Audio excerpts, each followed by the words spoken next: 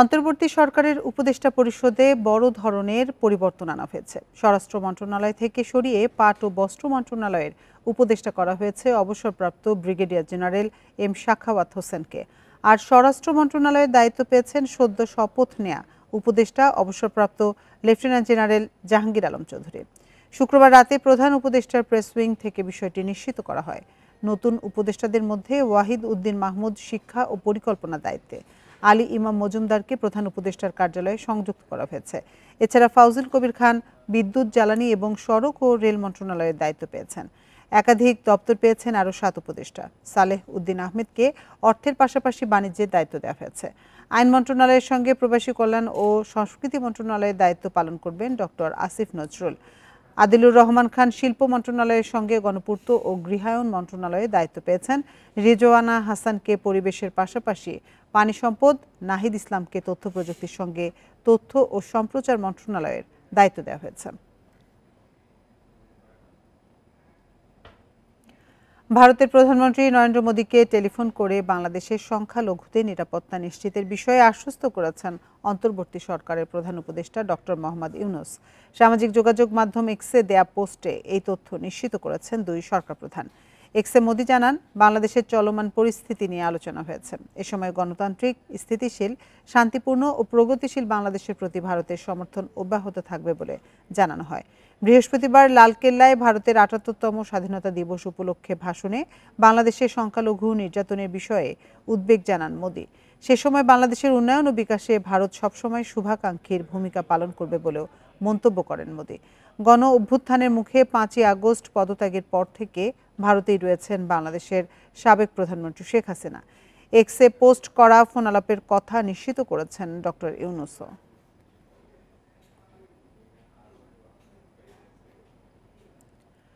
দেশের প্রধান দুই রাজনৈতিক দলের বাইরে গিয়ে নতুন দল গঠনের কথা ভাবছে বৈষম্য বিরোধী ছাত্র আন্দোলনকারীরা। ব্যাপক সংস্কারের অংশ হিসেবে রাজনৈতিক দল গঠন নিয়ে আলোচনা করছেন তারা।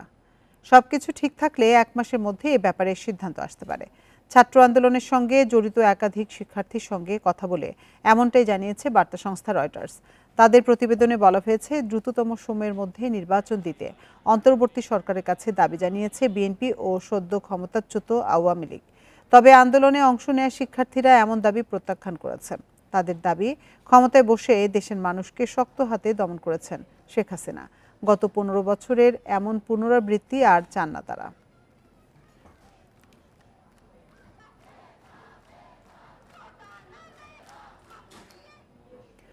বাসায় বিপুল টাকা রেখেও শেষ পর্যন্ত সরাতে পারেননি সাবেক সচিব শাহ কামাল। শুক্রবার তার বাবর রোডের বাসা থেকে জব্দ করা হয় 3 কোটি টাকা, বিদেশি মুদ্রা ও স্বর্ণালংকার। এ অভিযানটি সেনা সদস্যদের হাতে শেষ হলেও কারা শুরু করেছিল জানা যায়নি। শুক্রবার বিকেল দুদক পরিচয়ে বাবর রোডের এই বাসায় আসেন কয়েকজন।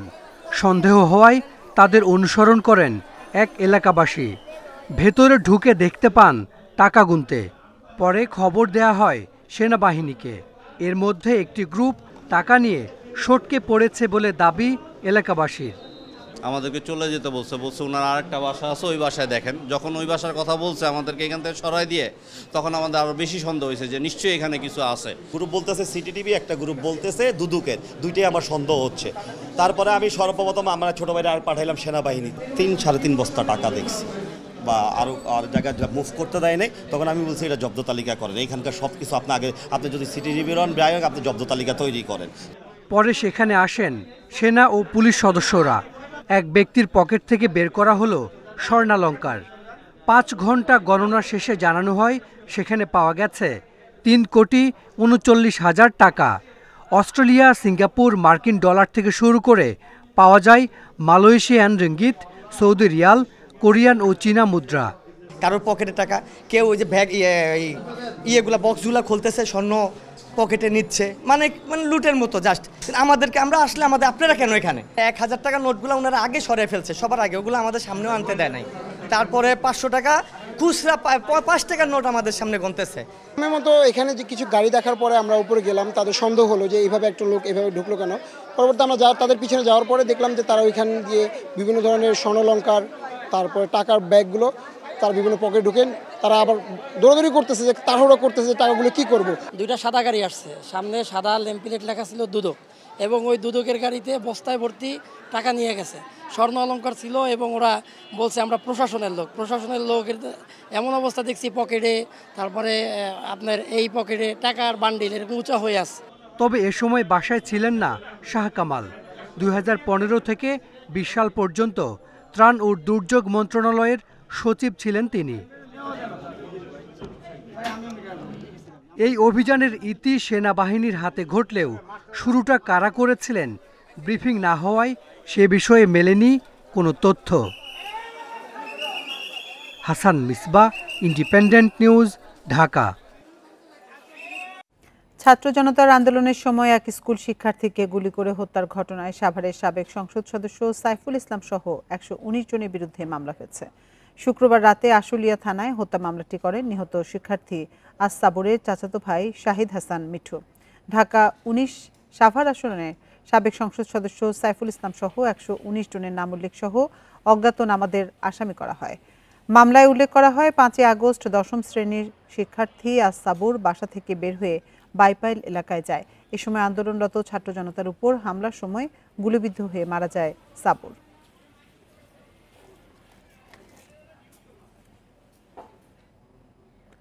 রাজধানী সহ দেশের সব থানায় কার্যক্রম স্বাভাবিকভাবে চলছে, রয়েছে সেনাবাহিনীর সহযোগিতাও। সড়কে বেড়েছে ট্রাফিক পুলিশের উপস্থিতি। এদিকে নাশকতার কারণে যেসব থানায় ভেতরের পুরোটাই ধ্বংসস্তূপে পরিণত হয়েছে সেসব জায়গায় থানার সামনে থেকে অভিযোগ নেওয়া হচ্ছে। এর আগে বৃহস্পতিবার পুলিশ হেডকোয়ার্টার্স থেকে জানানো হয় দেশের 639টি থানার সবগুলোতেই অপারেশনাল কার্যক্রম চলছে। এর মধ্যে মেট্রোপলিটনের 110টি থানা এবং জেলার 529টি থানা রয়েছে। এছাড়া রেলওয়ে পুলিশের 24টি থানার অপারেশনাল কার্যক্রমও স্বাভাবিকভাবে চলছে।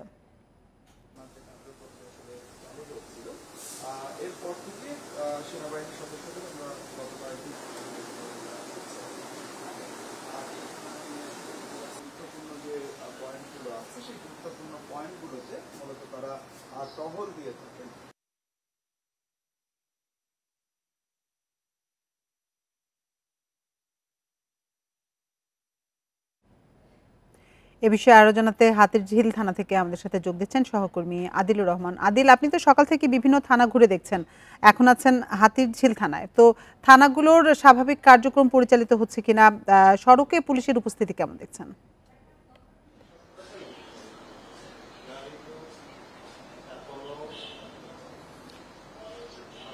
দেখুন, হাতিরঝিল থানা অন্যান্য যে থানাগুলোর মতোই তার যে স্বাভাবিক কার্যক্রম, অর্থাৎ আগের মতো যে কার্যক্রম, সেই কার্যক্রমই আসলে শুরু করেছে বলে এই থানা থেকে আমাদেরকে দায়িত্বরত যেসব পুলিশ অফিসার আছে তারা আমাদেরকে জানিয়েছে, এবং সকাল থেকে আমরা সেটি আসলে দেখতে পাচ্ছি যে পুলিশ সদস্যরা তারাও আসলে কাজে যোগদান করেছে এবং তাদের যে কাজ সেই কাজটি আসলে তারা করে যাচ্ছে।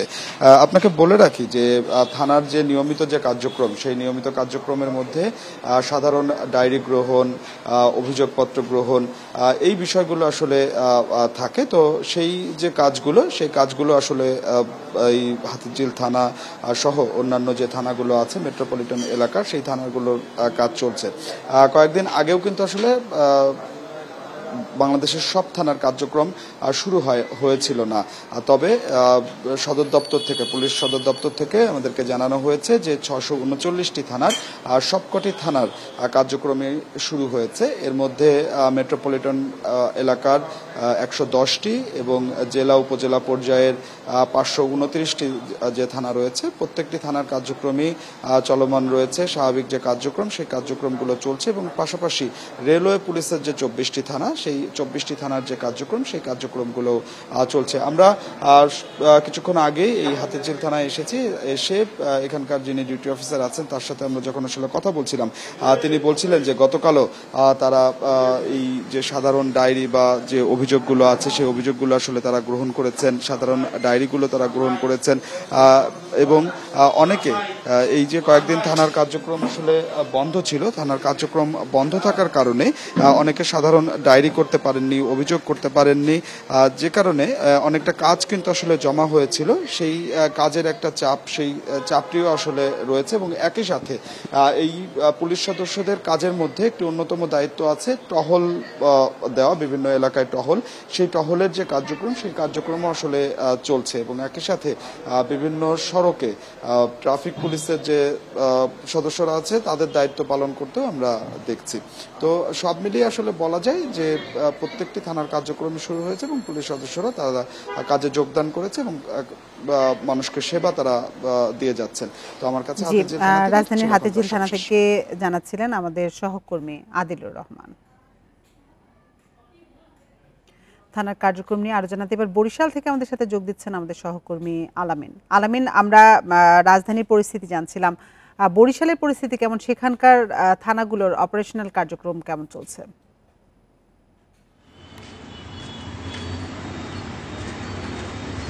একেবারেই স্বাভাবিক বলা যায়। বরিশালের যে থানাগুলো রয়েছে, বরিশাল মেট্রোপলিটন এলাকায় কিন্তু 4টি থানা রয়েছে, 4টি থানার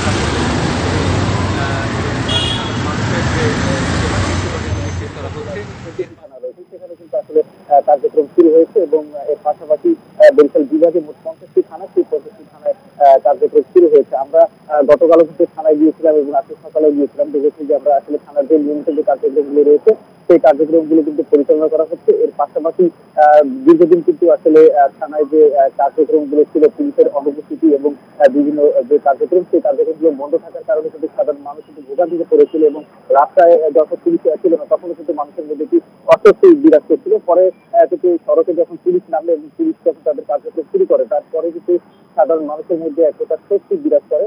আমরা এই মুহূর্তে রয়েছি বরিশাল নগরীর সদরের এলাকা। এখানে আমরা দেখতে পাচ্ছি বিগত কয়েকদিন যাবত দেখেছি আমরা পুলিশের উপস্থিতি কম থাকলেও একসাথে ট্রাফিক পুলিশের বেশ খবর উপস্থিতি রয়েছে এবং রাস্তার মোড়ে মোড়ে কিন্তু ট্রাফিক পুলিশ সদস্যরা তাদের দায়িত্ব পালন করছেন। এর পাশাপাশি যে থানা পুলিশ যে রয়েছে তারা কিন্তু নিয়মিত তাদের দায়িত্ব পালন করছেন এবং থানায় যে অভিযোগ নেওয়া এবং জিডি দায়ের করা সেগুলো কিন্তু নিয়মিত কার্যক্রম সম্পন্ন করা হচ্ছে। সব মিলিয়ে বরিশালে কিন্তু ট্রাফিক ছাড়া কিন্তু নিয়মিত কার্যক্রম শুরু হয়েছে। বরিশাল থেকে জানাচ্ছিলেন সহকর্মী আলামিন। বরিশালে আইন শৃঙ্খলা রক্ষায় বাড়ছে সিসি ক্যামেরার ব্যবহার। সিটি কর্পোরেশন এলাকার পাশাপাশি গ্রাম পর্যায়েও স্থাপন করা হচ্ছে সিসিটিভি। এতে জনবল স্বল্পতার মধ্যেও সর্বোচ্চ সেবা নিশ্চিত সম্ভব হচ্ছে বলে দাবি কর্মকর্তাদের। 448 বর্গ কিলোমিটার বরিশাল মেট্রোপলিটন এলাকায় রয়েছে 4টি থানা ও 4টি ফাঁড়ি। জনবল রয়েছে মাত্র 507 জন। লোকবল স্বল্পতার মধ্যেও জনসেবা নিশ্চিতে বাড়ছে প্রযুক্তি নির্ভরতা। মেট্রোপলিটন পুলিশের তথ্য অনুযায়ী 2021 সালে মহানগরের বিভিন্ন পয়েন্টে 264টি সিসি ক্যামেরা স্থাপন করা হয়। এই সহায়তায় এ পর্যন্ত 2 শতাধিক অপরাধের নিষ্পত্তি করা হয়েছে। থানা এলাকায় যত অপরাধ সৃষ্টি হয়, যখন কোনো প্রতারক আসে, যখন কোনো লোক প্রতারকের খপ্পরে পড়ে, তাও আমরা সিসি ক্যামেরা দিয়ে মোটরসাইকেল চুরি, বিভিন্ন চুরি ডাকাতি আমরা এই সিসি ক্যামেরার মাধ্যমে আমরা শনাক্ত করে থাকি। সড়ক ব্যবস্থাপনায়ও সহায়তা নেওয়া হচ্ছে সিসি ক্যামেরার। জনবলের যে স্বল্পতা এটা আমরা সিসি ক্যামেরার মাধ্যমে এটা আমরা মেটাতে পারছি। যেখানে আমরা 10 জন লোক দেব সেখানে আমি একাই কমান্ড অ্যান্ড কন্ট্রোল রুমে বসে মনিটর করে আমি বলে দিচ্ছি যে ওখানে জ্যাম আছে, ওখানে লোক বেশি লাগবে, ওখানে কম লাগবে। মানে প্রযুক্তি আমাকে অনেক হেল্প করছে। অপরাধ দমনে সিটি কর্পোরেশন এলাকায় আরও 420টি সিসি ক্যামেরা স্থাপনের উদ্যোগ নেওয়া হয়েছে। এছাড়াও ব্যক্তি পর্যায়ে থাকা আরও 3000 সিসি ক্যামেরা যাতে সচল থাকে সে বিষয়ে সংশ্লিষ্টদের সচেতন করা হচ্ছে। আমাদের যে 260টা ক্যামেরা রয়েছে এর সাথে সিটি কর্পোরেশন 420টা, এটা আমরা যদি একটা লিঙ্ক করে একত্রে আমরা নিয়ে আসতে পারি তাহলে বড় একটা আমাদের যে প্রযুক্তিগত যে সহায়তা, আমাদের যে অবজারভেশন, যেটা ডিজিটাল সার্ভেলেন্স যে বিষয়টা, সেটা আমরা করতে পারছি খুব সহজেই। এছাড়া ব্যক্তি পর্যায়ে যে 3000 ক্যামেরা আমাদের রয়েছে আমরা তাদেরকেও বিভিন্নভাবে আমরা অ্যালার্ট করছি। প্রযুক্তির ব্যবহার নিশ্চিত করা হচ্ছে জেলা পর্যায়েও। এর মধ্যে জেলার 10টি থানা এলাকায় 300 সিসি ক্যামেরা স্থাপন করা হয়েছে। Independent news. পুরোদমে শুরু হয়েছে আন্তনগর ট্রেন চলাচল। সকালে রাজশাহী রেল স্টেশন থেকে নির্দিষ্ট গন্তব্যে ছেড়ে গেছে ট্রেন। পশ্চিমাঞ্চল রেল কর্তৃপক্ষ বলছে সকাল 6:40 ঢাকার উদ্দেশ্যে ছেড়ে গেছে ধূমকেতু এক্সপ্রেস আর 7টায় ছেড়ে গেছে বনলতা। এছাড়া 4টি লোকাল ট্রেন ছেড়ে গেছে বিভিন্ন গন্তব্যে। রেল কর্তৃপক্ষ বলছে, রেলের নিরাপত্তার পাশাপাশি যাত্রীর নিরাপত্তাকে সর্বোচ্চ গুরুত্ব দেওয়া হচ্ছে। দীর্ঘদিন পর আন্তনগর ট্রেন চালু হওয়ায় স্বস্তি জানিয়েছেন যাত্রীরা। পশ্চিমাঞ্চল থেকে প্রতিদিন 37 জোড়া ট্রেন চলাচল করে।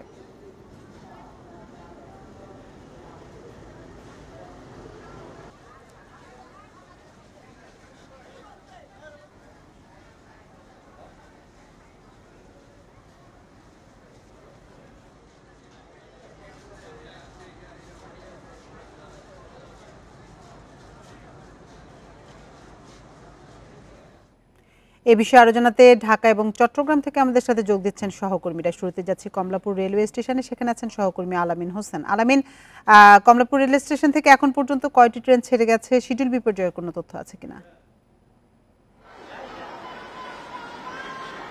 সকাল থেকে এখন পর্যন্ত বিভিন্ন গন্তব্যে, আপনি জানেন যে 15 আগস্টের পর থেকে মূলত আন্তনগর ট্রেন চলাচল শুরু হয়। সেক্ষেত্রে সকাল থেকে এখন পর্যন্ত বিভিন্ন গন্তব্যে 14টিরও বেশি ট্রেন চলে গেছে।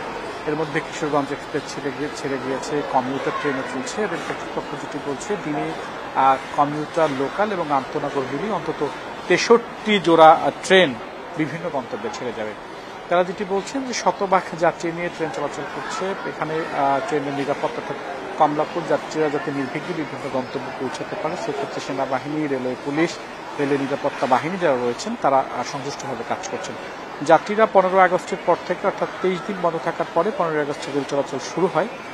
তখন যাত্রী সমাগম কম থাকলেও আজকে সকাল থেকে এখন পর্যন্ত রেল কর্তৃপক্ষ যেটি বলছে যে শতভাগ যাত্রী নিয়ে বিভিন্ন গন্তব্যে ট্রেন ছাড়ছে। টিকিটটা আপনি জানেন শতভাগ অনলাইনে, সে নিয়ে আসলে আমরা এখন পর্যন্ত যাত্রীদের মধ্যে টিকিট সংশ্লিষ্ট কিংবা যেতে পথে কোনো ভোগান্তি হয়েছে না এরকম কোনো তথ্য আমরা এখন পর্যন্ত পাইনি। এর মধ্যে তবে আন্তনগর ট্রেন চলাচল স্বাভাবিক থাকলেও ভারতগামী যে মিতালি এবং মৈত্রী এক্সপ্রেস যে দুটি ট্রেন কমলাপুর থেকে ছেড়ে যায়, সে দুটির বিষয়ে আসলে সুস্পষ্ট কোনো বক্তব্য কমলাপুরে নেই। আমরা ঊর্ধ্বতন কর্তৃপক্ষের সঙ্গে কথা বললে জানার চেষ্টা করেছিলাম, তারা যেটি বলছেন এই বিষয়ে আসলে আপাতত এখন পর্যন্ত কোনো সিদ্ধান্ত হয়নি। দিল্লির সঙ্গে কথা বলে পররাষ্ট্র সংশ্লিষ্ট বিষয়ে তারা কথা বলে তারা হয়তো সিদ্ধান্ত নেবেন। তবে সহসাই যে ভারতের সঙ্গে মৈত্রী এক্সপ্রেস এবং মিতাল এক্সপ্রেস চলাচল করবে সে বিষয়ে কোনো সুখবর রেল কর্তৃপক্ষ আসলে কেউ দিতে পারেনি, তবে তারা বিষয়টি নিয়ে কাজ করছেন। আপনি দেখতে পাচ্ছেন যে স্বাভাবিক দিনের তুলনায় আজকে যেহেতু শনিবার সাপ্তাহিক ছুটির দিন, সেক্ষেত্রে যাত্রী সংখ্যা কিন্তু তুলনামূলকভাবে একটু বেশি। অর্থাৎ স্বাভাবিক সময়ে এই শুক্রবার কিংবা শনিবারের সাপ্তাহিক ছুটির দিনগুলোতে এত বেশি যাত্রী থাকে না। রেল কর্তৃপক্ষ যেটি বলছেন যে 15 আগস্টের পর থেকে, অর্থাৎ চালু হওয়ার 2 দিন পরে যাত্রী সমাগম কম থাকলেও আর সেটি এখন বাড়ছে এবং প্রত্যেকটি ট্রেন, অর্থাৎ 14টি ট্রেন যে বিভিন্ন গন্তব্যে ছেড়ে গিয়েছে আর শতভাগ যাত্রী নিয়েই তারা ছেড়ে গেছে। এর আগে যে 23 দিন বন্ধ ছিল তাতে প্রত্যেক দিন 108 কোটি টাকা করে ক্ষতি হয়েছে বলে রেল সংশ্লিষ্টরা জানিয়েছেন। তারা যেটি বলছেন যে যাত্রীদের সর্বগ্রাহ্য সেবা দিতে তারা প্রস্তুত রয়েছেন, যাত্রীরা যাতে নির্বিঘ্নে বিভিন্ন গন্তব্যে যেতে পারে সেজন্য শিডিউল মেনে আসলে প্রত্যেকটি ট্রেন চলাচল করছে। যদি বড় ধরনের কোনো জটিলতা না থাকে, অর্থাৎ যদি কোনো ট্রেন লাইনচ্যুতের ঘটনা না ঘটে, সেক্ষেত্রে স্বাভাবিক সময়ে যেই ঈদ আমরা জানি যে বিভিন্ন উৎসবকে কেন্দ্র করে যেরকম প্রস্তুতি থাকে সেই রকম প্রস্তুতি নিয়ে ট্রেন চলছে। যেটি বলছিলাম যে সেনাবাহিনী, বাংলাদেশ রেলওয়ে পুলিশ, রেলের নিরাপত্তা বাহিনী সহ সংশ্লিষ্ট সবাই যাত্রীদের নিরাপত্তা এখানে কাজ করছে। আলামিন, আপনি সাথে থাকুন। এবার আমরা যেতে চাই চট্টগ্রামে, সেখানে আছেন সহকর্মী আব্দুল্লাহ রাকিব। রাকিব, চট্টগ্রাম রেলওয়ে স্টেশন থেকে আজকে কতগুলো ট্রেন ছেড়ে গেছে, সেখানকার যাত্রীরা কি বলছেন ট্রেন চলাচল শুরু হওয়ার পর?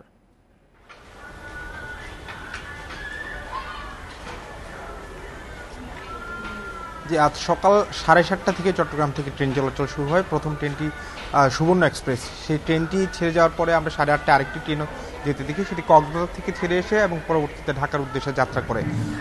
এই ছাড়া দিনে 9:15 আরেকটি ট্রেন ছেড়ে যাবে বিজয় এক্সপ্রেস, সেটি জামালপুরের উদ্দেশ্যে। পরবর্তীতে অন্যান্য ট্রেন 12:30, 3টায় এবং 4টায় শুরু করে রাত 11:30 পর্যন্ত। অর্থাৎ আজ সারাদিনে প্রায় আন্তনগর যদি আমরা ট্রেনের হিসাবটি বলি, প্রায় 9টি আন্তনগর ট্রেন যাত্রা করবে। এছাড়া কমিউটার আছে, লোকাল ট্রেনও আছে। এছাড়া মালবাহী এবং কন্টেনারবাহী, আপনারা জানেন চট্টগ্রাম থেকে ঢাকাগামী অর্থাৎ কন্টেনার নিয়ে আইসিটিতে যে ট্রেনগুলো যায় সেই ট্রেনগুলো চট্টগ্রাম থেকে নিয়মিতভাবে চলাচল করছে। গত বৃহস্পতিবার থেকে যে আন্তনগর ট্রেন চলাচল শুরু হয় তার আগ থেকেই মূলত মালবাহী কমিউটার এবং লোকাল এবং এই যে তেলের ওয়াগনবাহী যে ট্রেনগুলো আছে সেগুলো চলাচল শুরু হয়েছে। আমরা স্টেশনে দেখছি আজকে যেহেতু ছুটির দিন শনিবার, স্বাভাবিকভাবে যাত্রী চাপ বেশিই থাকে এবং স্টেশনের প্ল্যাটফর্মে যাত্রী পরিপূর্ণ, এবং যে ট্রেনটি দাঁড়িয়ে আছে এই ট্রেনটি জামালপুরের উদ্দেশ্যে রওনা করবে কিছুক্ষণ পরেই। রেল কর্তৃপক্ষ বলছে যে তাদের যে স্বাভাবিক সময়ের যে চাপ থাকে সেটি এখন আবার শুরু হয়েছে, অর্থাৎ বৃহস্পতিবার যে ট্রেন চলাচল শুরু হয় আন্তনগর, সে তারপর থেকে অর্থাৎ আজ থেকে বলা চলে স্বাভাবিকভাবে প্রত্যেকটি রুটে যে শিডিউল, কোনো ধরনের শিডিউল বিপর্যয় ছাড়াই ট্রেন চলাচল করছে। একই সাথে যে আর্থিক ক্ষতির মুখে পড়েছিল বাংলাদেশ রেল কর্তৃপক্ষ, প্রতিদিন চট্টগ্রাম রেলওয়ে পূর্বাঞ্চল থেকে যে ট্রেনগুলো চলাচল করে সেটিতে প্রায় প্রতিদিন 1,20,00,000 টাকা তারা রাজস্ব পেত, এবং সেই রাজস্ব যেহেতু বঞ্চিত হয়েছে তারা বলছেন ট্রেন চলাচল স্বাভাবিক হওয়ার কারণে এখন যেহেতু যাত্রী চাপও বাড়ছে সেক্ষেত্রে তারা সেই ক্ষতিটা কাটিয়ে উঠতে চেষ্টা করবেন। রেল স্টেশনের যে নিরাপত্তা ব্যবস্থা আছে সেটির পাশাপাশি সেনা, পুলিশ এবং অন্যান্য বাহিনীগুলো তারাও তৎপর রয়েছেন। তো সব মিলিয়ে বলা চলে চট্টগ্রাম থেকে স্টেশনের যে যাত্রী পরিস্থিতি সেটি আগের চেয়ে অনেক বেড়েছে। ঢাকা এবং চট্টগ্রাম থেকে জানাচ্ছিলেন আমাদের সহকর্মীরা। গাজীপুরের সালনায় পদ্মা এক্সপ্রেসের লাইনচ্যুত বগি উদ্ধারের পর উত্তরাঞ্চলের সঙ্গে ঢাকার ট্রেন চলাচল স্বাভাবিক হয়েছে। গতরাত 9:45 দিকে রাজশাহী থেকে ছেড়ে আসা ট্রেনটি দুর্ঘটনায় পড়ে বলে নিশ্চিত করেছেন জয়দেবপুর রেলওয়ে জংশনের স্টেশন মাস্টার মোহাম্মদ হানিফ আলী মিয়া।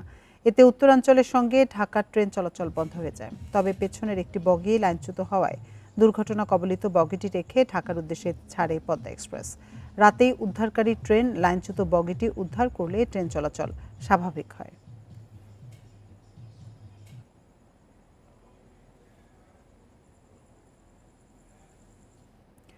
কলকাতার নারী চিকিৎসককে ধর্ষণ ও হত্যার প্রতিবাদ কর্মসূচিতে সংহতি জানিয়েছেন বাংলাদেশের শিক্ষার্থীরা। শুক্রবার রাতে ঢাকা বিশ্ববিদ্যালয়ের ক্যাম্পাসে বিক্ষোভ মিছিল, মোমবাতি প্রজ্বলন ও প্রতিবাদী গান, কবিতায় সংহতি জানান তারা। ধর্ষণের সব ঘটনার বিচার ও নারী নিরাপত্তা নিশ্চিতের আহ্বান জানান শিক্ষার্থীরা। সমাজ কল্যাণ উপদেষ্টা শারমিন মুর্শিদও যোগ দেন শিক্ষার্থীদের এই বিক্ষোভ কর্মসূচিতে। 8 আগস্ট কলকাতার আরজি কর মেডিকেলে এক চিকিৎসককে ধর্ষণের পর হত্যার ঘটনায় বিক্ষোভে উত্তাল ভারত। ঘটনার প্রতিবাদ ঢাকাতেও বিক্ষোভ করেছেন শিক্ষার্থীরা। ভারতের আন্দোলনে সংহতি জানিয়ে শুক্রবার রাতে টিএসসিতে করা হয় সমাবেশ। প্রতিবাদী প্লাকার্ড হাতে অংশ নেন শিক্ষার্থীরা। বিক্ষুব্ধ কণ্ঠে চলে গান, কবিতা। শুধু মৌমিতা নয়, সব নারীর নিরাপত্তা নিশ্চিত এবং সব ধর্ষণের বিচার দাবি করেন শিক্ষার্থীরা। আন্দোলনকারীদের প্রতি আমাদের সংহতি জানিয়ে আমরা এই প্রোগ্রামটা আজকে করেছি, যে ঢাকার মেয়েরাও রাত দখল করো, কারণ রাতও মেয়েদের, দিনও মেয়েদের, এবং দুই বেলাতেই আমরা নিরাপত্তাটা চাই। এই রাস্তায় হাঁটতে, এই শহরে হাঁটতে, এই দেশের মুদি দোকানে যেতে, হাসপাতালে যেতে, স্কুলে যেতে চিন্তা না করে যে আমি একটা মেয়ে, আমি রাস্তায় বের হতে পারবো না, এই ভয়টুকু যাতে তার মধ্যে না আসে। রাষ্ট্রযন্ত্র যাতে এমন থাকে যে রাষ্ট্রযন্ত্র নিশ্চিত করবে যে এই দেশে কেউ হ্যারাসমেন্টের শিকার হবে না, কেউ ধর্ষণের শিকার হবে না। সমাবেশে বক্তারা বলেন, তনু মুনিয়া সহ অনেক ধর্ষণের ঘটনার বিচার এখনো হয়নি। টাকা ও পেশি শক্তির কাছে বিচার ব্যবস্থা যেন চাপা না পড়ে, নতুন সরকারের কাছে সেই দাবি তুলেছেন শিক্ষার্থীরা। দিনে হোক রাতে হোক আমাদের যেন ভাবতে না হয় যে অন্ধকারে যাওয়া যাবে না, কিংবা আমাদের নিরাপত্তা নিয়ে যেন আমাদের ভাবতে না হয়। শুধুমাত্র মৌমিতা কিংবা তনু নয়, প্রতিটি দেশের প্রতিটি প্রান্তে যেসব নারীরা নির্যাতিত হয়, যেসব নারীরা ধর্ষিত হয়, তাদের যেন সুষ্ঠু বিচার হয়। মেয়েরা রাত দখল করো এই ব্যানারে শুক্রবার রাত 10টায় ঢাকা বিশ্ববিদ্যালয়ের টিএসসিতে শুরু হয় সমাবেশ, চলে 12টা পর্যন্ত। এছাড়া ঢাকার বাইরেও বিভিন্ন বিশ্ববিদ্যালয়ে নারীর প্রতি সহিংসতা বন্ধের দাবি তোলা হয়েছে। Hasan Misba, Independent News, Dhaka. রাজশাহী বিশ্ববিদ্যালয়ের উপাচার্য সহ প্রশাসনের শীর্ষ কর্মকর্তাদের একসাথে পদত্যাগের কারণে চলতি মাসের বেতন পাওয়া নিয়ে তৈরি হয়েছে অনিশ্চয়তা। পদাধিকার বলে কোষাধ্যক্ষই এখন প্রশাসনের শীর্ষ কর্মকর্তা। তবে তিনি বলছেন তাকে দায়িত্ব দিয়ে যাওয়া হয়নি, বেতন দেওয়ার প্রক্রিয়াটি তাই কিভাবে হবে তা নিয়ে তিনি নিশ্চিত নন। প্রতিষ্ঠার ৭২ বছরেও এমন সমস্যায় পড়েনি রাজশাহী বিশ্ববিদ্যালয়। আওয়ামী লীগ সরকারের পতনের পর শিক্ষার্থীদের দাবির মুখে উপাচার্য সহ ২৯ জন প্রশাসনিক কর্মকর্তা একযোগে পদত্যাগ করেন ৮ আগস্ট। এমন বাস্তবতায় কোষাধ্যক্ষ প্রশাসনের শীর্ষ কর্মকর্তা হিসেবে দায়িত্ব পালনের কথা। তবে তিনি জানান পদত্যাগকারী ভিসি তাকে দায়িত্ব দিয়ে যাননি। এছাড়া হিসাব পরিচালকও পদত্যাগ করায় শিক্ষক কর্মকর্তাদের বেতন দেওয়ার প্রক্রিয়া নিয়ে তৈরি হয়েছে অনিশ্চয়তা। ভাইস চ্যান্সেলর না হলে তো এটা হবে না, অথবা ভাইস চ্যান্সেলর যিনি আছেন, যিনি পদত্যাগ করেছেন, তাকে যদি বলা হয় যে আপনি নিয়োগ না হওয়া পর্যন্ত কাজ করেন, এইটা যদি কিছু হয় সেটা হয়। এখন এগুলো তো নির্ভর করছে যারা নিয়োগ দেয়, পলিসি মেকিং এ যারা আছে তারাই এটা ঠিক করবে। এতে ঠিক সময়ে বেতন পাওয়া নিয়ে শঙ্কায় শিক্ষক কর্মকর্তারা। শিগগির বিষয়টির সুরাহা চান তারা। বিশ্ববিদ্যালয়ের শিক্ষক কর্মকর্তা কর্মচারী সামনের মাসের বেতন কিভাবে পাবে সেটা নিয়ে একটা সংশয় দেখা দিয়েছে। বেতন যদি না হয় তাহলে সামনের মাসে আমার মতো অনেককেই হয়তো বা অন্য উপায়ে টাকা সংগ্রহ করে তার পরিবারের ব্যয় নির্ভর করতে হবে। আইনগতভাবে ট্রেজারার মহোদয় ভাইস চ্যান্সেলরের দায়িত্ব পালন করবেন, এটাই তো হবার কথা। উনি নিশ্চয়ই ওনার ব্যক্তিগত উদ্যোগ থেকে এ ধরনের ক্রাইসিস তৈরি করবেন এমনটি আমি বিশ্বাস করতে চাই না। তবে যদি উনি এটা করেন তাহলে উনি কিন্তু অন্যদের যে পরিণতি হয়েছে ওনাকেও কিন্তু সেই একই পরিণতি ভোগ করতে পারে। সবার জন্য একটি নিরাপদ ক্যাম্পাসেরও আশা করছেন রাজশাহী বিশ্ববিদ্যালয়ের শিক্ষকেরা। Mustafiz Gani, Independent News, Rajshahi. এ বিষয়ে আরো জানাতে এবার খুলনা থেকে আমাদের সাথে যোগ দিচ্ছেন সহকর্মী অভিজিৎ পাল। অভিজিৎ, কালকে থেকে তো বিশ্ববিদ্যালয় খুলে যাচ্ছে, তো সেখানকার সার্বিক পরিস্থিতি কেমন দেখছেন? ক্লাস পরীক্ষা নেয়ার মতো পরিস্থিতি কি এখন আছে? হ্যাঁ, আগামীকাল থেকে আসলে খুলনা বিশ্ববিদ্যালয়ের যে শিক্ষা কার্যক্রম সেই শিক্ষা কার্যক্রম শুরু হচ্ছে এবং আমরা এখন খুলনা বিশ্ববিদ্যালয় ক্যাম্পাসে আছি। গত 15ই আগস্ট মূলত খুলনা বিশ্ববিদ্যালয় প্রশাসনের একটি সভা থেকে এই সিদ্ধান্ত নেওয়া হয় যে আগামীকাল থেকে এই বিশ্ববিদ্যালয়ের যে কার্যক্রমগুলো রয়েছে সেই পুরো শিক্ষা কার্যক্রম শুরু হবে। এবং আমরা দেখেছি যে সেই সভার পরে যে সংবাদ বিজ্ঞপ্তি গণমাধ্যমে পাঠানো হয়েছে সেখানেও দেখা গিয়েছে যে বিশ্ববিদ্যালয়ের বিভিন্ন যে ব্যাচগুলো রয়েছে সেই ব্যাচের যে পরীক্ষা রয়েছে, মিড টার্ম পরীক্ষা রয়েছে, বিভিন্ন পরীক্ষা রয়েছে, সেই পরীক্ষাগুলোর কিন্তু একটি শিডিউলও দেওয়া হয়েছে এবং অনেকটা সেই পরীক্ষার শিডিউল আরো এই মাসের শেষ পর্যন্ত রয়েছে বলে আমরা সেই বিজ্ঞপ্তির মাধ্যমে জানতে পেরেছি। আর খুলনা বিশ্ববিদ্যালয়ের আমরা যতদূর জানতে পেরেছি যে ছাত্রাবাসগুলো আন্দোলনের মধ্যেই, ছাত্র জনতার যখন আন্দোলন চলেছে সেই আন্দোলনেই ছাত্ররা ছাত্রাবাসগুলোতে অবস্থান করছিলেন এবং ছাত্রাবাসগুলো খোলা রয়েছে। তারপরেও যারা ক্যাম্পাসের বাইরে ছিলেন বা ছাত্রাবাসের বাইরে ছিলেন তারা ইতিমধ্যেই ক্যাম্পাসে আসা শুরু করেছেন এবং আগামীকাল থেকে শিক্ষাক্রম যে কার্যক্রম সেই শিক্ষা কার্যক্রম শুরু হবে বলে জানানো হয়েছে বিশ্ববিদ্যালয় প্রশাসনের পক্ষ থেকে।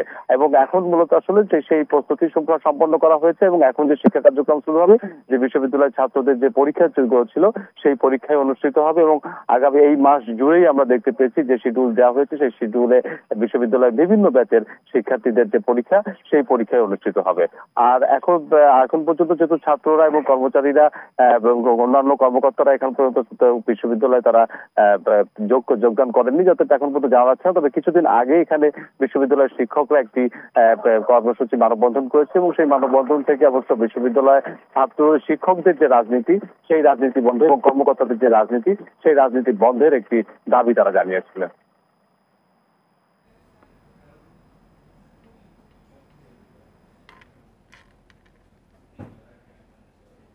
অভিজিৎ, আপনি সাথে থাকুন। এবার আমরা যাবো রাজশাহীতে, সেখানে আছেন আমাদের সহকর্মী মুস্তাফিজুর রহমান। মুস্তাফিজ, আমরা প্রতিবেদনে যেমনটি দেখছিলাম যে মুস্তাফিজ, আপনি নিশ্চয়ই আমাকে শুনতে পাচ্ছেন? আমরা প্রতিবেদনে যেমনটি দেখছিলাম যে একসাথে বিশ্ববিদ্যালয়ের উপাচার্য সহ প্রশাসনের শীর্ষ কর্মকর্তারা পদত্যাগের কারণে একটা চলতি মাসের বেতন পাওয়া নিয়ে একটা অনিশ্চয়তা তৈরি হয়েছে।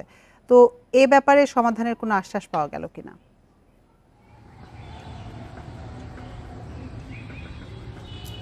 দেখুন, গেল 5 তারিখে যে গণঅভ্যুত্থানের পর থেকে এই বিশ্ববিদ্যালয়ের যে প্রক্টোরিয়াল বডি ছিল তারা এক এক করে কিন্তু তাদের যে পদত্যাগপত্র সেটি জমা দিয়েছিলেন এবং 8 তারিখে রাজশাহী বিশ্ববিদ্যালয়ের উপাচার্য গোলাম সাব্বির সাত্তার তিনি কিন্তু আচার্য বরাবর একটি তার এবং তিনি পদত্যাগপত্র লিখেন এবং পদত্যাগপত্র পাঠিয়েছিলেন। এরপর থেকেই কিন্তু এই পদগুলো ভিসি, প্রো ভিসি, কোষাধ্যক্ষ, এই পদগুলো এখানে এখন পর্যন্ত ভিসি, প্রো ভিসি যে পদগুলো সেগুলো শূন্য রয়েছে। সেই সাথে প্রক্টোরিয়াল বডি পুরোটাই কিন্তু পদত্যাগ করেছেন।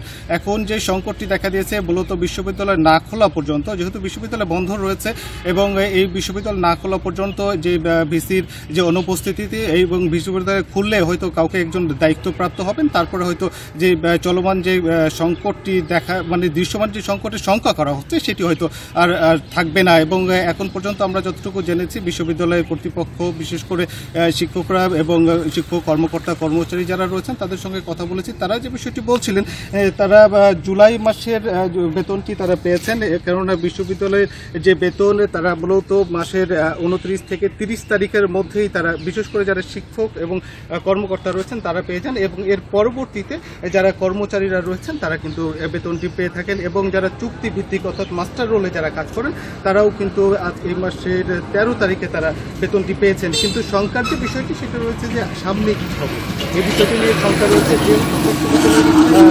প্রতিষ্ঠানগুলো খোলার একটি ঘোষণা এসেছে যে আগামী কাল থেকে শিক্ষা প্রতিষ্ঠান খোলার একটি সম্ভাবনা রয়েছে, সেই সাথে বিশ্ববিদ্যালয় খোলারও হয়তো একটি সিদ্ধান্ত চলে আসবে। এরপরে হয়তো আমরা এই যে চলমান সংকটের যে প্রসঙ্গটি আসছে, চলমান সংকটে তখন হয়তো একটি এর বিষয়ে সুরাহা হবে, কেননা তখন হয়তো বিশ্ববিদ্যালয় পরিচালনার জন্য এছাড়া এখন পর্যন্ত যে রেজিস্ট্রার রয়েছেন অর্থাৎ রেজিস্ট্রার কিন্তু পদাধিকার বলে এই বিষয়গুলো দেখভাল করে থাকেন। যখন ভিসির অনুপস্থিতি থাকে তখন কিন্তু রেজিস্ট্রার এই বিষয়গুলো দেখবেন এবং তিনি এই যে বেতনের বিষয়গুলো রয়েছে এই বিষয়ে কিন্তু তিনি সিদ্ধান্ত নেওয়ার এখতিয়ার রাখেন। তো এখন পর্যন্ত বিশ্ববিদ্যালয় কর্তৃপক্ষ যে বিষয়টি বলছে যে বিশ্ববিদ্যালয় খুললে এই যে চলমান সংকটের যে সংখ্যা করা হচ্ছে সেটি হয়তো অবসান হবে। এ ছিল রাজশাহী বিশ্ববিদ্যালয় থেকে সর্বশেষ। খুলনা এবং রাজশাহী থেকে জানাচ্ছিলেন আমাদের সহকর্মীরা। চট্টগ্রামে 1 মাস ধরে শিশুদের জীবন রক্ষাকারী 3 ধরনের টিকার সংকট, হুমকির মুখে 2.5 লাখ শিশুর স্বাস্থ্য সুরক্ষা। এতে চরম উদ্বিগ্ন অভিভাবকরা। তবে স্বাস্থ্য বিভাগের দাবি, অস্থিতিশীল পরিস্থিতিতে সরবরাহ ব্যাহত হয় এসব বিদেশি টিকা। শিগগিরই সমস্যা কাটিয়ে ওঠার আশা তাদের। শিশুদের মারাত্মক ডিফথেরিয়া, হুপিং কফ ও ধনুষ্টঙ্কার প্রতিরোধে পেন্টাভ্যালেন্ট, নিউমোনিয়া প্রতিরোধে পিসিবি এবং পোলিও প্রতিরোধে দেয়া হয় আইপিভি টিকা। 0 থেকে 15 মাস বয়সী শিশুর জীবন রক্ষায় প্রয়োজন এসব প্রতিষেধক। কিন্তু চট্টগ্রামে অন্তত 1 মাস ধরে কোনো টিকা কেন্দ্র, স্বাস্থ্যকেন্দ্র বা হাসপাতালে মিলছে না এসব বিনামূল্যের টিকা। অভিভাবকদের অভিযোগ, এই পরিস্থিতিতে উদ্বেগের পাশাপাশি বেড়েছে দুর্ভোগ। আমাদেরকে বলছি যে কিছু লাগলে আমি দিব, সমস্যা নেই। টিকাটা ওনারা বলতেছে জানাবে, কখন দিবে এখন না, এই সমস্যা চলতেছে। টিকা কবে আসবে সেই বিষয়ে আসলে বলতে পারছেন না। তো পাশাপাশি আমি অন্য জায়গায়ও খোঁজ নিয়েছিলাম, তো সেখানেও বলা হয়েছে যে আসলে টিকার ক্রাইসিস সব জায়গায় আছে। চিকিৎসকরা বলছেন, সময় মতো এসব টিকা না দিলে নবজাতক ও শিশুর রোগ প্রতিরোধ ক্ষমতা ব্যাহত হতে পারে। এতে সামান্য ভাইরাসেই আক্রান্তের সংখ্যাও আছে কোমলমতিদের। 3 বা 6 মাস হয়ে যাওয়া বা ভ্যাকসিনের মাঝখানে বাদ দিয়ে যাওয়া, এটা আসলে প্রশ্ন সাপেক্ষ ব্যাপার, যে এটা বাচ্চার ক্ষতি হওয়ার একটু আশঙ্কা থাকছে। চেষ্টা করা উচিত 1 থেকে 1.5 মাসের মধ্যে ভ্যাকসিনগুলো ওনাদের কাভার করে নেওয়া, ভ্যাকসিনটা দিয়ে দেওয়ার ব্যবস্থা করা। জেলা সিভিল সার্জন জানাচ্ছেন, গেল জুন মাসে চট্টগ্রামে এসেছে 20,000 ডোজ টিকা। তবে জুলাই কোনো সরবরাহ না আসায় চাহিদা মেটানো যায়নি। ভ্যাকসিন আসতে বিদেশ থেকে আসতে দেরি হয়েছে বলে এটা কয়েকদিন আমাদের 1-2টা আমাদের হয়তো ডোজ মিস হয়েছে। এখন 1 সপ্তাহ পার হয় নাই। আপনারা পরবর্তী আপনাদের নিকটস্থ কেন্দ্রে যখন ভ্যাকসিন দিতে যাবে তখন ওই ডোজটা দিয়ে দিলে এটা ভ্যালিড ডোজ হিসেবে বিবেচিত হবে। স্বাস্থ্য বিভাগের তথ্য মতে চট্টগ্রাম সিটি কর্পোরেশন ও উপজেলায় বছরে চাহিদা 2,67,043 ডোজ টিকার, আর মাসে দরকার হয় 21,421 ডোজ। বেসরকারিভাবে প্রতি ডোজের দাম 5 থেকে 7,000 টাকা। Ahsan Riton, independent news, Chattogram. সরবরাহ কমের অজুহাতে দেশের বিভিন্ন জায়গায় বেড়েছে কাঁচামরিচের দাম। রাজশাহীর বাজারে কেজিতে 200 টাকা বেড়ে বিক্রি হচ্ছে 400 টাকায়। বরিশালের বাজারে কাঁচামরিচ 180 থেকে 200 টাকা কেজিতে বিক্রি হচ্ছে। খুলনার কাঁচামরিচ বিক্রি হচ্ছে 300 টাকায়। সরবরাহ কম থাকায় বগুড়ায় কাঁচামরিচ কেজিতে 160 টাকা বেড়ে বিক্রি হচ্ছে 360 টাকায়। বাজার দর নিয়ন্ত্রণে নজরদারি বাড়াতে নতুন সরকারের প্রতি আহ্বান জানিয়েছেন ক্রেতারা।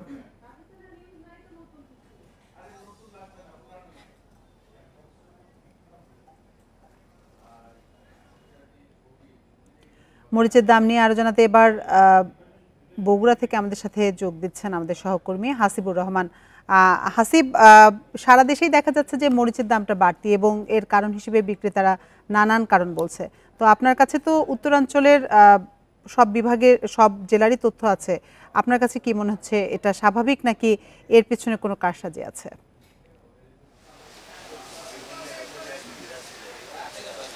অবশ্যই এই বাজার দর অস্বাভাবিক, কিন্তু গত বছর ঠিক এই সময়টাতে বাজারে এইরকম মূল্যেই কাঁচামরিচ বেচা কেনা হয়েছে। তবে এবার গত 2 দিনের তুলনায় খুব বেশি মনে হচ্ছে, কারণ গত 2 দিন আগে মূলত যে আমদানির যে জায়গাগুলো, বন্দরগুলো, সেই বন্দরগুলোতে স্বাভাবিকভাবে আমদানি করা যায়নি মরিচ, যে কারণে 2 দিনে মরিচের দাম কেজিতে বেড়েছে প্রায় 100 টাকার মতো। আমি একটু আগে কয়েকজন খুচরা বিক্রেতার সাথে কথা বলেছি, এর বাইরেও আমি বিভিন্ন জেলায় এই কাঁচামরিচের দাম সম্পর্কে জানবার চেষ্টা করেছি। সবখানেই দাম 300-র উপরে রয়েছে। বিশেষ করে বগুড়ার কথা যদি ধরেন, আজকেও বগুড়ার বাজার দর 300-র উপরে রয়েছে, যদিও গতকালের তুলনায় এটি বেশ কম। যদি পাইকারি বাজার ধরেন তাহলে অন্তত কেজিতে 60 টাকার মতো কমেছে, আর খুচরা বাজারে কমেছে আরও কিছুটা, তবে কিছুটা কম। তবে সব মিলিয়ে যেটা আমার কাছে মনে হয়েছে সেটি আমদানিটা একটা বড় সমস্যা ছিল। গত 2-3 দিন আমদানির বিষয়টা খুব কমই ছিল, যে কারণে দাম বেড়েছে। আর কারসাজির যে বিষয়গুলো সাধারণত আমরা এই সময় দেখতে পারি, সেরকম কোনো তথ্য প্রশাসনিক কর্মকর্তাদের কাছে নাই। মূলত বৃষ্টি একটি বড় সমস্যা বলে মনে করছেন। বৃষ্টির কারণে এই অঞ্চলে মরিচের গাছ নষ্ট হয়ে গেছে, কাঁচা মরিচ গাছেই নষ্ট হয়ে গেছে বলে যারা চাষি রয়েছেন তারা আমাদেরকে জানিয়েছেন। তবে এখন পর্যন্ত যে তথ্য আমাদেরকে খুচরা বিক্রেতা এবং পাইকারি বিক্রেতারা দিয়েছেন, তাতে বলা হচ্ছে যে আজকের মধ্যে আরও দাম খানিকটা কমতে পারে, এবং বন্দর দিয়ে যদি পণ্য আমদানি স্বাভাবিক থাকে তবে এটি হয়তো 2 থেকে 250-র মধ্যে চলে আসবে, এরকমই তারা ধারণা করছে। তবে তারপরেও কাঁচামরিচের দাম তুলনামূলকভাবে অনেক বেশি থাকবে। বগুড়া থেকে জানাচ্ছিলেন আমাদের সহকর্মী হাসিবুর রহমান। শ্রমিক সংকট মোকাবেলায় আধুনিক যন্ত্রের মাধ্যমে ধানের চারা রোপণে আগ্রহী হয়ে উঠছেন মেহেরপুরের চাষিরা। অল্প সময়ে আর কম খরচে চারা রোপণ করা যায় বলে এ পদ্ধতি জনপ্রিয় হয়ে উঠবে বলে আশা কৃষি বিভাগের। মেহেরপুরের বেশিরভাগ কৃষি জমিতে এখনো হাতে হাতে ধানের চারা রোপণ করেন চাষিরা। 1 বিঘা জমিতে কাজ করেন 4 জন শ্রমিক, খরচ হয় প্রায় 2000 টাকা। তবে অনেক কৃষক এখন আধুনিক যন্ত্রের মাধ্যমে চারা রোপণে আগ্রহী হয়ে উঠেছেন। কৃষকরা জানান, এই পদ্ধতিতে খরচ হয় 700 থেকে 800 টাকা, সময় লাগে 1 ঘন্টারও কম। হাতে লাগালে যেখানে খরচ হয় 2000 টাকা বিঘি, এবং রাইস ট্রান্সপ্লান্টার দিয়ে ধান লাগালে 600 থেকে 700 টাকা দিয়ে ধান লাগানো যায়। 1200 টাকা আমাদের সেভ হয়েছে 1 বিঘা জমি, আর সময় লাগে আধা ঘন্টা। আধুনিক যন্ত্রপাতি দিয়ে ধান চাষ করলে স্বল্প সময়ে স্বল্প খরচে আমাদের ধান চাষ করে কৃষকরা লাভবান হচ্ছে। কৃষি বিভাগ বলছে, রাইস প্লান্টার, হারভেস্টার সহ বিভিন্ন যন্ত্র ব্যবহারে কৃষক লাভবান হবে, এগিয়ে যাবে কৃষি। লেবার কস্ট যেটা, সেটা থেকেও তারা সাশ্রয় হয়, এবং ভবিষ্যতে যখন ধান কাটা হবে কম্বাইন হারভেস্টারের মাধ্যমে, সেখানেও তাদের অনেক ব্যয় সংকোচন হবে, এবং এটা যান্ত্রিকরণ সহজ হবে, কৃষকরা লাভবান হবে। যান্ত্রিক পদ্ধতিতে চারা রোপণের আগে বিশেষ প্লাস্টিকের ট্রেতে করে ধানের চারা দেয়া হয়। 1 সপ্তাহ থেকে 10 দিন বয়সী চারা জমিতে রোপণ করা হয়। Independent news. আর এই ছিল এখনকার সংবাদে। ইন্ডিপেন্ডেন্ট টেলিভিশনের সব খবরের বিস্তারিত জানতে চোখ রাখুন ফেসবুক, ইউটিউব এবং এক্সে। এতক্ষণ সাথে থাকার জন্য ধন্যবাদ সবাইকে।